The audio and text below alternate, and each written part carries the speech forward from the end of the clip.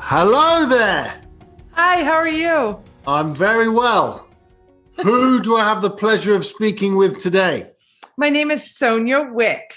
Sonja Wieck with a lovely tattoo on her left arm. Yes, you're right. You're right. What does the tattoo, what's the symbolism behind the tattoo? It's pretty epic. I got the tattoo after the final year that I raced the Kona Ironman World Championships for the 6th time. And I wanted something to kind of commemorate my 6 Ironman Kona races.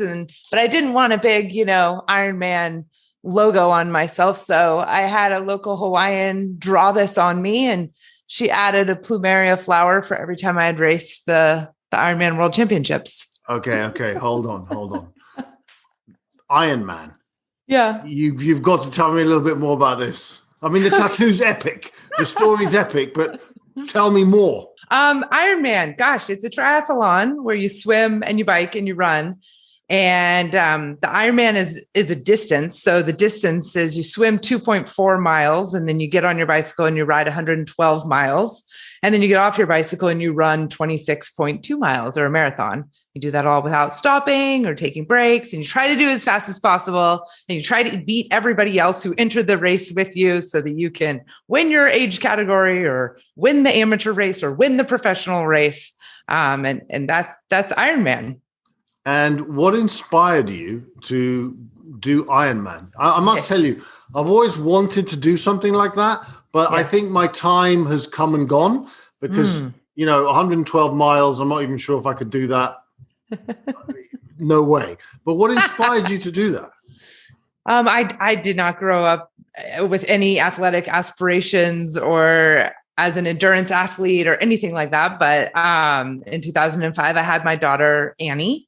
And I had always considered myself like a sporty, outdoorsy chick. And about a year, I had a really hard time with my daughter, hard pregnancy, hard labor, hard delivery, hard year afterwards, hadn't had sleep in a year. And I just remember I had this moment where I was looking in the mirror in my hallway. I had this big hallway mirror.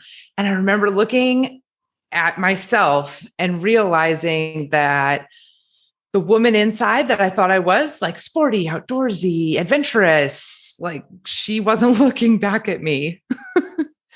The woman that I was looking at was tired, overwhelmed, kind of losing herself, stuck in the house a lot, anxious, worried, overweight, I just didn't see myself anymore. And that was a moment for me. I didn't know how to swim at that point. I had run in high school and a little bit in college, but I didn't own a bicycle. But my husband did. And so I went down to the garage and I dug out his mountain bike, and I bought one of those trailers that you can put your kid in and haul them behind the bike. And I don't know why I thought I could do this, but I attached the two and I put my kid in the trailer and we started going on adventures. And that was really, it was that like life affirming adventure with my little girl, who was 1 at the time. I thought, oh my gosh, I'm finally not stuck inside. And getting my daughter out and in the fresh air, she started taking naps, which I could ride my bike, and she took a nap, and that was like a win-win situation for us. And so that kind of just set me on this trajectory of adventure with my daughter, Annie. And we started biking longer and longer. Then we'd like go to the bank, and then we would go to the playground, and then we'd go to the store and just kind of be gone all day. And the weight started coming off. And then I realized I could actually pull off the trailer and put some different wheels on it and run. So we just started this life of adventure together. And that was when I started to realize, well, if I learned how to swim, I could do a triathlon. And but I didn't know how to swim, but the swim place had daycare. So I could put Annie in and she could get watched for a little bit of time. And so I learned how to swim, and I did my first triathlon, and I thought, oh my gosh, I could be good at this. And that for me was that moment in life that I thought, wow, this is the next phase of my life. That's a beautiful story. I mean, what were some of the lessons that you learned from doing all this? Mm. Because it's not just I would say it's not just the act of doing the triathlon, the Ironman. It's everything that led you to that point, right? Of doing. Yeah, it's the journey. It was, I learned so much. I ended up doing 18 full distance Ironmans and 65 half Ironmans and ran 100-mile run races. And I just finished a 10-day adventure race across Fiji. So it led to this entire life of adventure and athletics and endurance sports for me. So it blew open this big life that I never thought I was going to get to experience, that had a very important part of myself in it, which is this quest for this sense of like adventure and a colorful, meaningful, abundant life. So I think, but really what's cool to think about how I got into it was that was like the nugget of what got me started. And that little thread is what you kind of can't ever let go of. And it's easy to let go of when you start doing races and you get into, I ended up being an athlete for a living. So my existence became about beating people. That's a big contrast from going on adventures with your daughter. So I think, I've learned many lessons through the years, but watching what your journey turns into and kind of always putting it back into what that seed and nugget was that got you started is important to kind of keep a grip on. Yeah. You mentioned adventure. Like I've been fortunate enough to have quite a lot of adventures, right? Right. Yeah. And I think that kind of travel and adventure is really the school of life, right? Like when I was at school, actual school, I never really listened to anything that was said to me. Yeah. But when I went out into the world, it was a whole new experience. And I am the person I am today because I've traveled, because I've experienced, because I've pushed myself. And it seems that that's a very similar story for you. It's like your story in some ways mirrors my story and really the story of anyone that has gone out into the world and kind of seen the world. Yeah. Yeah. And there's so many ways to see the world.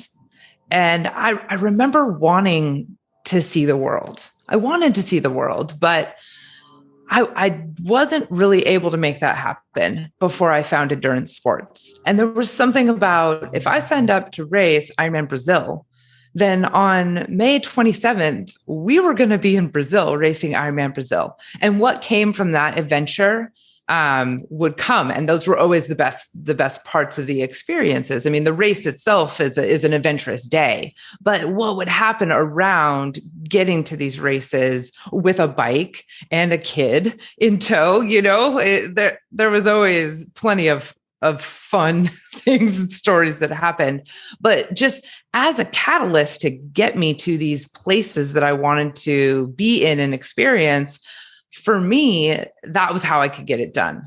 But it always kind of came back to, even now as I am mostly retired or moving into a different phase, I find myself being like, guess what? You can go to Brazil and not race Ironman. You can go for different experiences.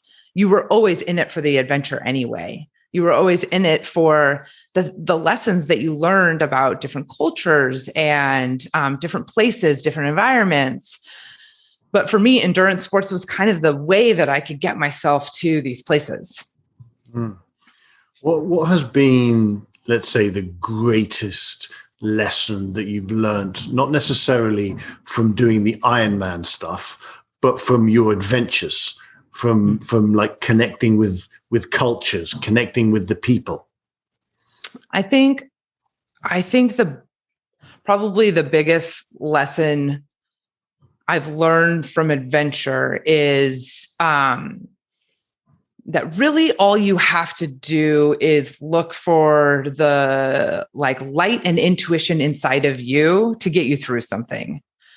it can be really easy when you're going into foreign countries that you don't understand to want to hyper control your situation or do a lot of research on the front end, which research is great. But at some point in your experience, you're going to have to just listen to the inner light and the inner gut response and that inner intuition that will tell you what to do, who to talk to, what restaurant to walk into, what hike to go on, where to meander your way through something. And that really, when you get down to following your gut and your intuition, that's where all of the things that need to unfold for you inside of that experience are going to unfold.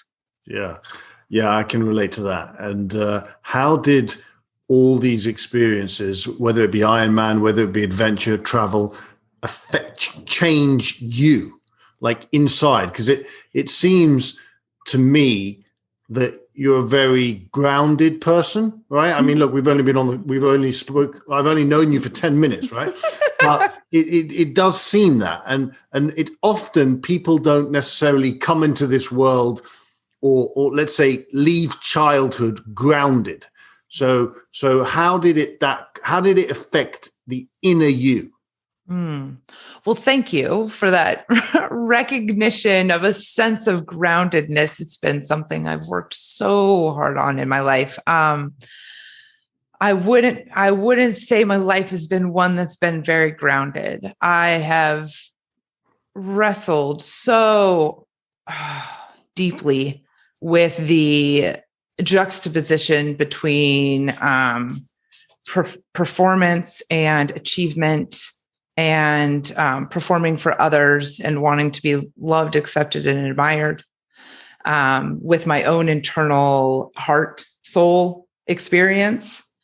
And I think that's the travel, the endurance, really the racing, and putting myself on the line to try to win things for the better part of 15 years and do it with a vein of adventure. But also, man, I mean, this girl, I trained 30, 35 hours a week. I wanted to be the best in the world. I tried really hard for about 5 years to be the best in the world. And that trajectory really put my life into like a black or white situation, performance or adventure. I was always under that. Do we win or do we have fun?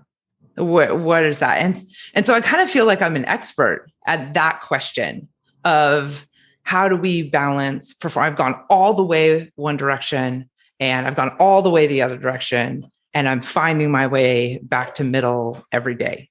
So I think that the main lesson really that I kind of learned through this trajectory of having these two dichotomies of performance and fun interwoven at the same time is, the thing I hope for everyone is that they will find a moment in time where they got everything they ever wanted, and they get to wake up the next morning and find out whether it's really what they wanted or whether it really got them what they wanted.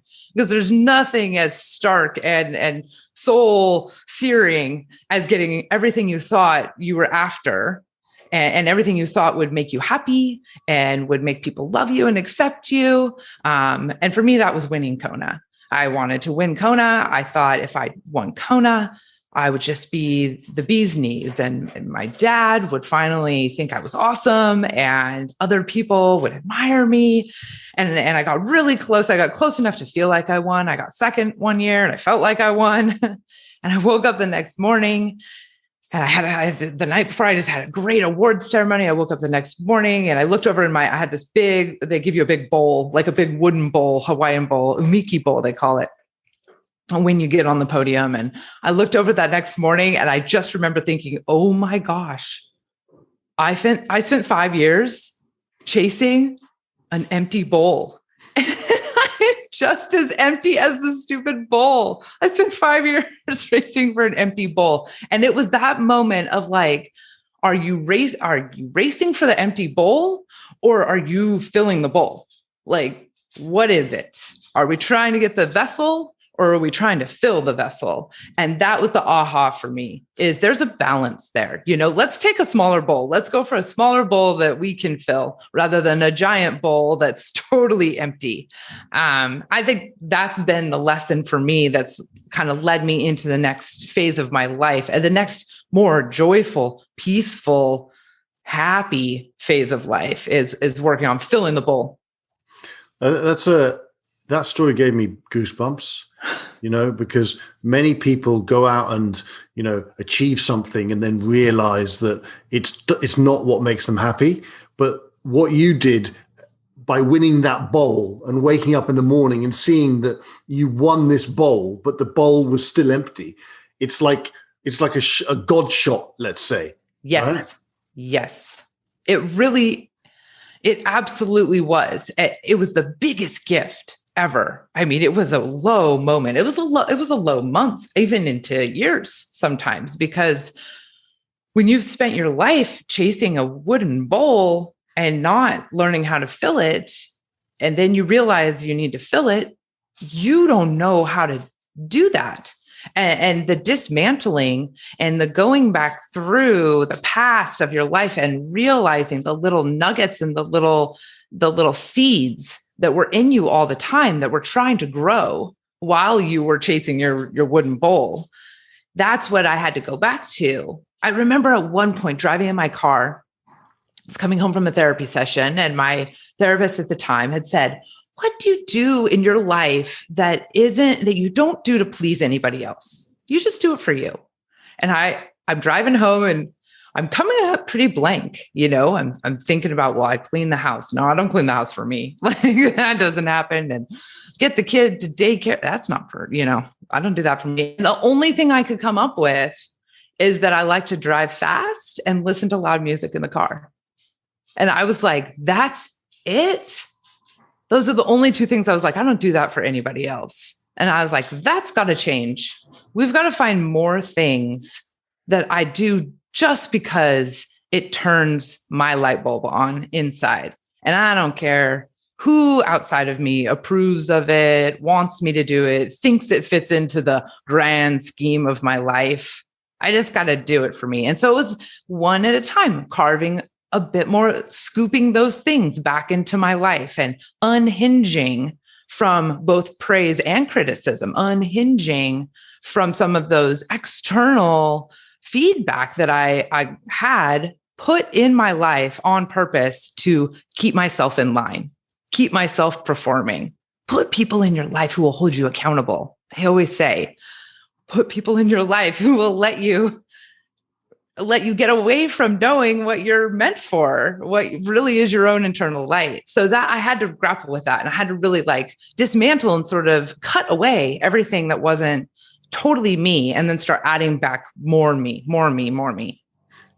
How full is the bowl? Oh, we work on it every day.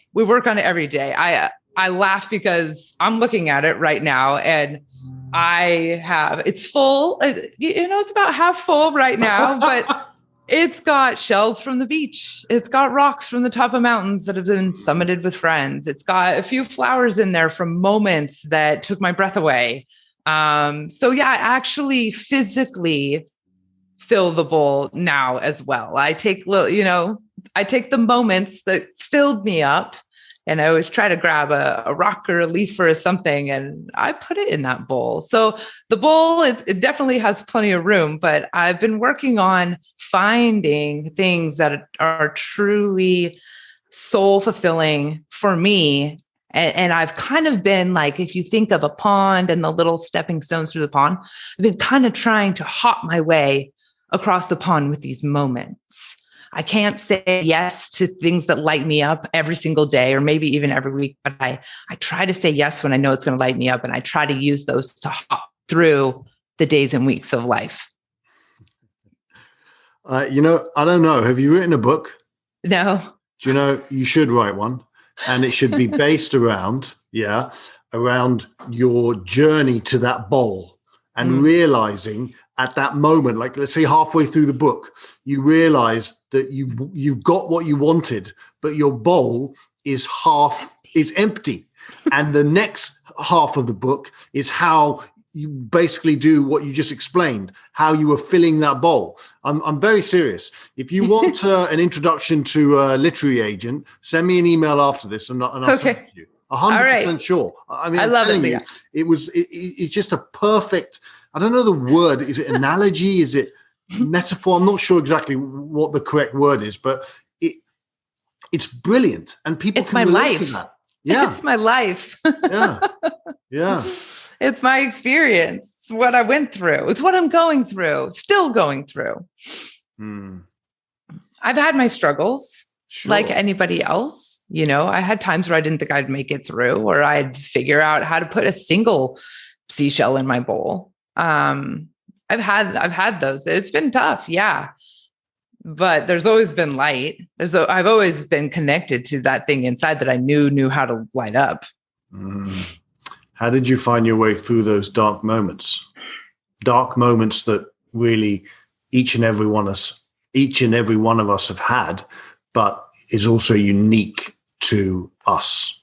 Not gracefully, I guess, maybe, with a lot of imperfection, and maybe the words like muddled and tripping, I guess, is how I got through in the most slow, imperfect, ungraceful way possible, with just baby steps whenever I could take them, like moments like realizing I like to drive fast and listen to loud music in the car. That was a win. Also, I think I having had 15 years in sport, there's this sort of external pressure of go big or go home. Don't show your weakness, because then you're vulnerable. Don't be vulnerable, because then people can take advantage of you. So I think flipping that, getting to a time where I realized that wasn't helping me move forward in my life, and just deciding I'm going to be vulnerable. I'm going to talk about mental health because I'm struggling with it, and other people must be too. And so maybe if I talk about it, other people will be like, hey, this helped me, or hey, I'll help you. So I think I just endeavored to stop being perfect and stop being strong and start being vulnerable, really slowly and really imperfectly. And I think maybe I'm still on that path. I think there are days where I have trouble being vulnerable and imperfect, and I want to be perfect and strong and resilient. And so just embracing kind of that life has both of those things. I think that's what's helped me through it. And I'm not sure I'll ever be through it. I've realized through this process that mental health is a lot like physical health, in that it's not something we ever achieve. Even though someone might look at me and be like, oh my gosh, she's so fit. Well, I mean, I can look at Michael Jordan. Well, not current. I can look at, LeBron, although he does have an injury right now, and say he's super fit. But mental health is the same. I got to wake up every day and work on my mental health. And I didn't realize that. I always thought, I was unhealthy, or I was healthy, but it's just a practice. So I don't think I'll ever be done with that. I think I'll always be looking for new ways to have stronger and stronger mental health, and more acceptance and grace, and peace. It's so weird to me that mental health isn't taken as seriously as clearly you take it, and I take it too, right? Yeah. I think that, on a personal note, I've spent 20 years on a therapist's couch, which I don't know, I'm not the same therapist, many different modalities, right? And I've become the person I am today because, and it's not perfect, right? Because of all the pain that I've shared. And clearly you've done something very similar. And had you not done that, I would go so far as to say, as you wouldn't be the truest sense of being human as you could have been by having shared your pain, right? That's it. And then you also said something about vulnerability, and vulnerability being seen as a weakness. And I think that's definitely true. But I would go so far as to say, and I'm pretty sure you would agree with this, that vulnerability is in fact the greatest strength that you have. And the magic that you have specifically is due to that vulnerability.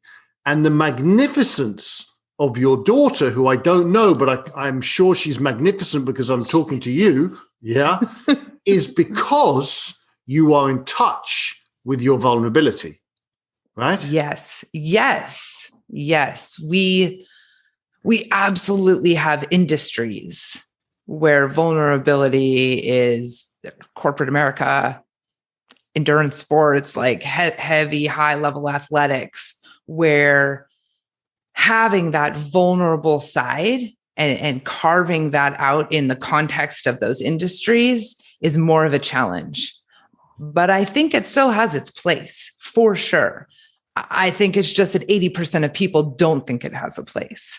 But very often when you look at people who are at the top of sport or they're at the top of corporate America, there is a level of vulnerability there. They have gotten to a place. It is possible. But as I kind of rose through the ranks, I definitely felt like there was a lot of, I was getting a lot of feedback to just ignore that, push that down, push that back, show up, pretend, put your face on.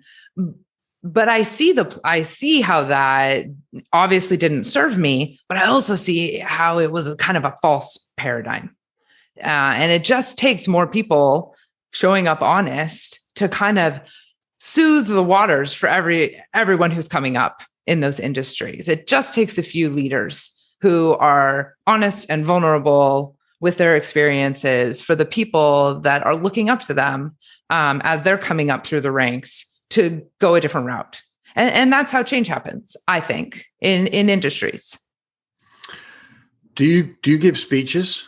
Because what you just said, is a perfect speech. Maybe I should become your agent. Maybe you should, Leon. But I'm serious. What you just said is a perfect message for people in power. And from someone that's been there and done it. Not perfectly. Of course, no one's perfect. Yeah. I feel like the last thing we want as leaders is for everyone that we supported coming up in our industry to land in that industry with an empty bowl moment. Like that's what leaders need to avoid, And when we overemphasize performance and we underemphasize vulnerability and honesty, that's what we get is people who are really burned out, and they're burned out because they don't know how to fill their bowl. So I think we need, as leaders, we have to take it on ourselves to make sure the people underneath us are coming up and they're establishing their vulnerability, their gut intuition, their bowl filling capabilities in tandem with performance, in tandem with actually building their bowls. Yeah. You said having an empty bowl moment. Yeah. And, I'm sure people who are listening can relate to that. I can certainly relate to that, right? You had a similar, right? Yeah, like on the outside, and it didn't just happen once. I mean, I'm not sure what you know about me, but I used to be a broker, and on the outside, I had everything you could ever want. And then I had that empty bowl moment where I was like, my bowl is completely empty, right? But then I had another empty bowl moment, years later. Too. I did too. I did. I'll tell you about it. But what was your second one? Yeah. And it was like, I'd had success with Netflix. I'd had success with my books, with my speeches. Yes. And I'm very proud of what I've done. But I kind of was like, well, is this it? Am I just going to do more speeches, do more shows, do more books? And will just my empty bowl in a few years' time be a bit bigger? Right, but still empty. And if I'm going to be totally honest, which I am, I feel like I'm in that moment now. I'm still in that moment of looking at the empty bowl and saying to myself, "Wow, that's it." And there's part of me that's like, "Yeah, just keep going, get the bowl bigger, get the ball bigger." And there's part of me that's like, "Yeah, not so sure about that." Right? Yep. I got you, boo. I got you. Yeah. What was your second moment? Well, when I had the first empty bowl moment, I thought the solution must be to serve. The solution must be to serve, help other people, right? That's how, if we feel like we chase performance and personal gratification and ego-driven things, the next thing you do is you help other people. So I started this big coaching business with 150 athletes, 7 assistant coaches. I had always coached, but no one ever left. So I just had the same 20 athletes for, 4 years. And I didn't feel like my knowledge was broadening at all. So I made a bigger house. And then I realized 2.5 years into that, like a couple things. One, revenue goals. How many athletes we had, how many coaches we had, how many training camps we were doing, right? How many Ironman finishes we had. Whoa, we're back to performance-based goals. 2, I was working all the time and had let go of my own sense of whatever. And 3, I was training people to go chase empty bowls. It's not serving if you go teach people how to walk down the wrong path. That's not serving. So I had a nervous breakdown. Yeah, big one, huge. My business, I had to close it in a month. Yeah, my husband had to close it because I was in bed, and I started having panic attacks. I had a ton of panic attacks. I had one that sent me to the ER because I couldn't breathe, and I thought I was having a heart attack in an auto body parking lot. Worst place to have a debilitating panic attack. And that was the moment that broke me. And I just was like, well, where do I go from here? And then I had to unpack the performance. So the books, amazing. The speaking, amazing. The message, amazing. What is it satisfying inside of you?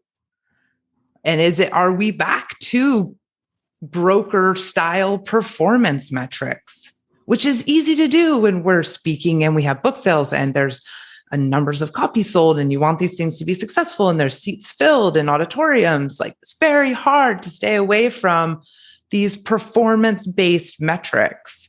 And I don't think that the message is to eschew them, but I think the message is to always be looking inside of your heart and wondering, are we building the bowl or are we filling the bowl? Or are we doing a little bit of both? And where's the balance there? I think for every person, you're going to have to find that balance on your own, but you just got a red flag that you're back to bowl building and maybe not so much filling the bowl. And that's that's the daily practice for me, because I have to put food on the table. There's some performance metrics that we all need to kind of adhere to. Maybe not. I don't know. I won't put a box around it. But for me, I've got a daughter, so I'd like to feed her. So I understand that there's some performance metrics we'd like to have in life. But where's the balance of that? How many shells did we add to the bowl this week, this month? Am I looking for the next thing inside that lights me up inside? If those moments are happening pretty regularly, I can kind of hop my way through life. But when the balance gets out of whack, then yeah, we're in that moment where we got to go back to the basics and ask the fundamental questions of life. And that's great. That's a gift. That spot you're in right now, it's a beautiful gift. It is a gift. It is a gift. But I think many people get disheartened, right? For whatever happens in life, right? They get disheartened and they I don't want to say give up, because that's a cliche, but they don't believe that they can reach that potential that each and every one of us can reach. And sometimes, I don't know about you, but I've reached that point of like just thinking, well, you know what, F it, this is the way it's going to be, right? I'm just going to do what I need to do, and I'm not going to know on a soul being level that I am reaching for the stars, right? And you could think, oh, what are you talking about, Leon? You look at my website, you look at the speeches, you look at the books, you're clearly reaching the stars. But that what is sometimes on the outside is not always what's on the inside, right? And I've never heard someone say about chasing performance metrics, because that was a very profound thing you said, because I related to that. Right. And I'm pretty much doing the same thing. I did it as a broker and very sneakily, right, have been doing it in my new life. Right. And that was thank you for that. That was really very powerful. And it's okay. Yeah. It's okay.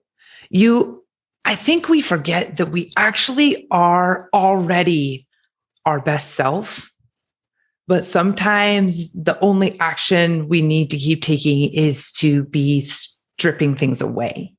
Like it's already all in there. You have an intuition. You have a heart that desires things on a daily basis. Love, acceptance, safety, adventure, color. I don't know. Have a conversation with your soul. The thing inside of us is already totally okay. It's all already there. Sometimes we put on like a puffy and like a Patagonia raincoat and we put a little umbrella over our head, right? We add things, but we all are already have our best selves inside of ourselves right now. It's just sometimes things come and they kind of mask it.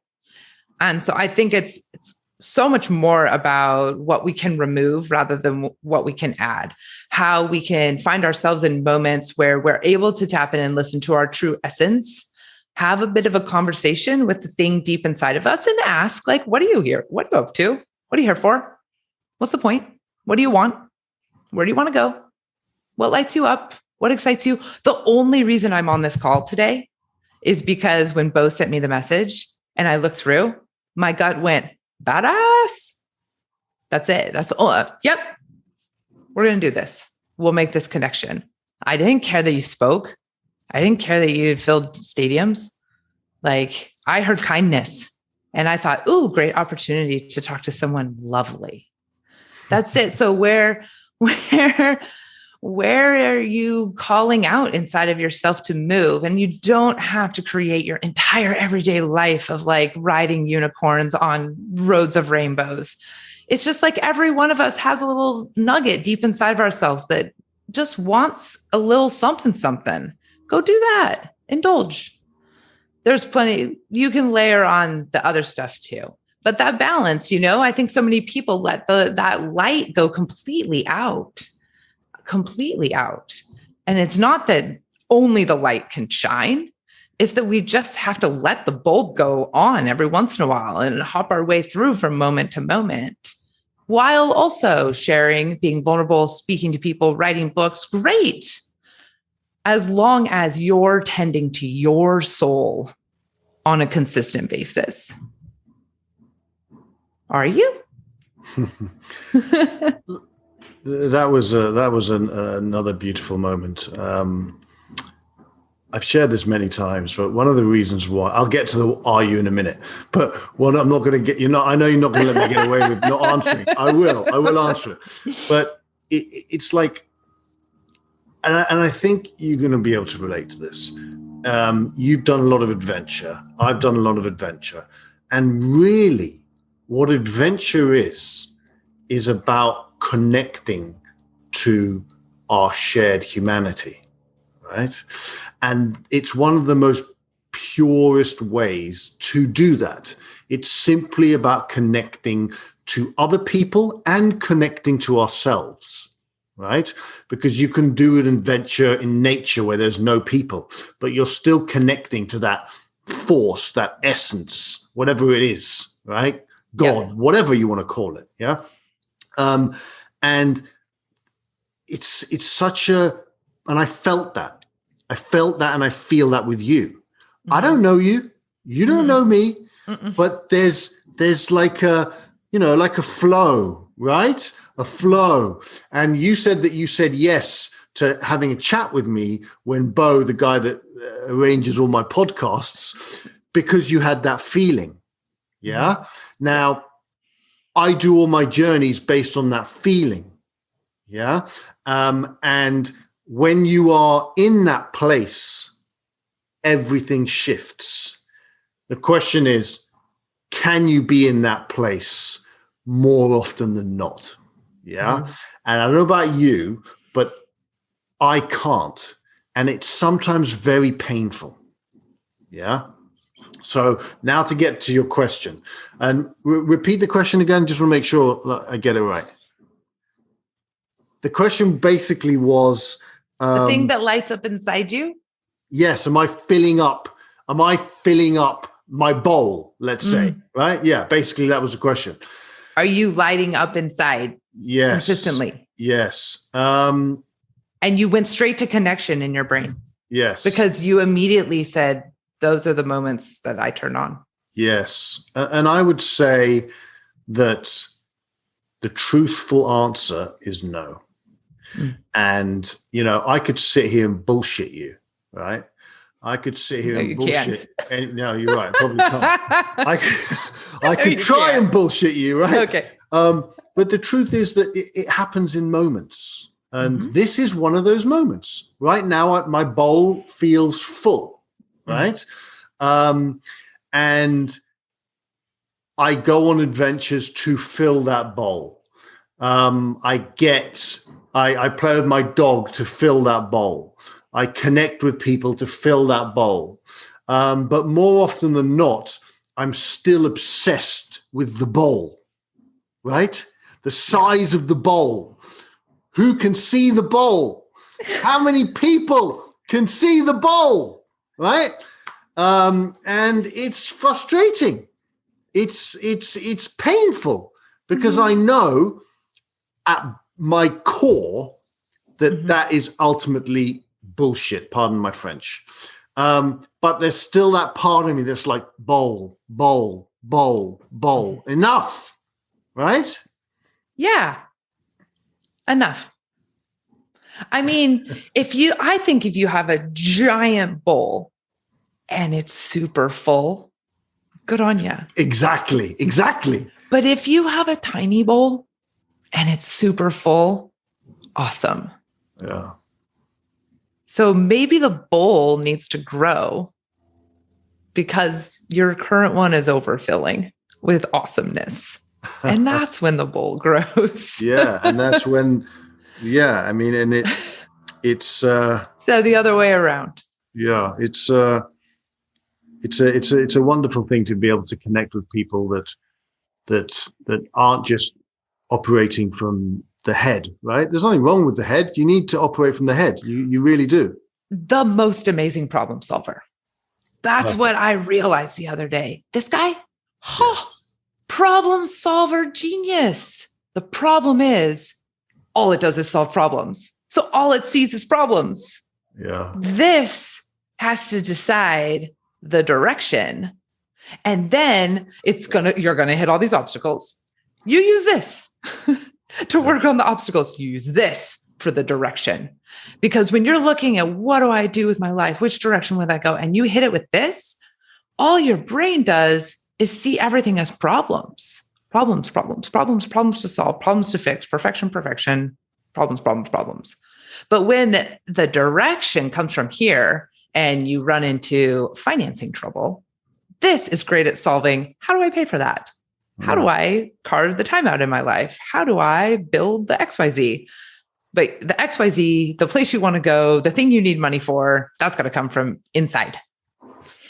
Beautiful. But such a good problem solver. I finally put it in its place and was like, oh, brain, you solve problems.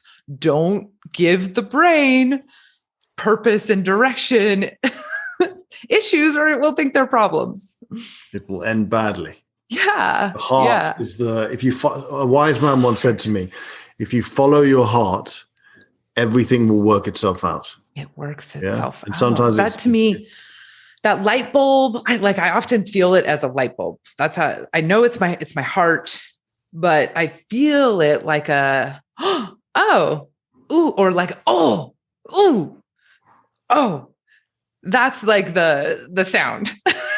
But I think we have it, right? Like you have that moment or the connect, you see the person, you get talking, you have the conversation and you're like, like that is the light, the heart, the happy soul. I'm not quite sure. The intuition, I don't really know. It's like in there.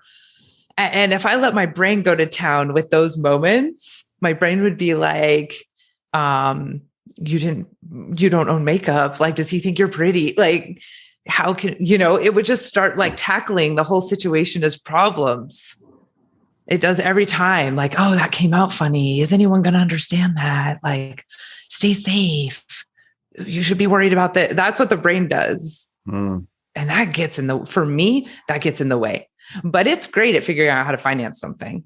Yes, and it is. It's great at figuring out how to get the bills paid, how to buy a new car, how to, negotiate a scheduling challenge with my daughter. Like, it's great for a lot of problems, just not the directional ones. Absolutely. Do you know what I'm going to do?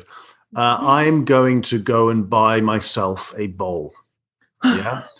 And I am going to fill it with as much beauty and as much magnificence. And I'm going to put it somewhere where I can see it every day. Yeah. And every time I do that, I'm going to be that one step closer to truly living my most beautiful life. And I have you to thank for that. I'm serious, right? Because sometimes you've got to put things right in front of your face and actually have an experiential moment. That's right. To truly live to the next level. And what I'm going to do is I'm going to send you pictures of my bowl, and who knows when it's going to be full, who knows? But I deeply, deeply want to thank you. And I deeply, deeply want to thank you for following your intuition to come on to this podcast, whatever you want to call it, and to share your truth and to share your pain and to share your magnificence, because I feel it, I see it, and I'm deeply grateful. To my bold brother, thank you for having me on. Your bald brother. Okay, bald. Bald. Oh, got it. Absolutely beautiful. And everything I said about the agent, you just send me an email and I'll put you in touch with them. Okay. I seriously think you should write a book. I'm not joking. This bowl analogy is magnificent. All right. I'll write a book. Okay. All right. All right. Well, look, thank you so very much. Thank you, man. It's been beautiful. I feel connected and I feel really joyful from this conversation, and your light is so bright. It's so bright. So I just feel so much gratitude for getting to have this conversation with you today. Thanks. That's very sweet. Thank you so much. Bye. Hello everyone, it's Leon here, aka the Kindness Guy. If you like my videos, which I hope you do, don't forget to press the subscribe button and also to ring the little bell so that the notifications notify you that I have a new video out in the world.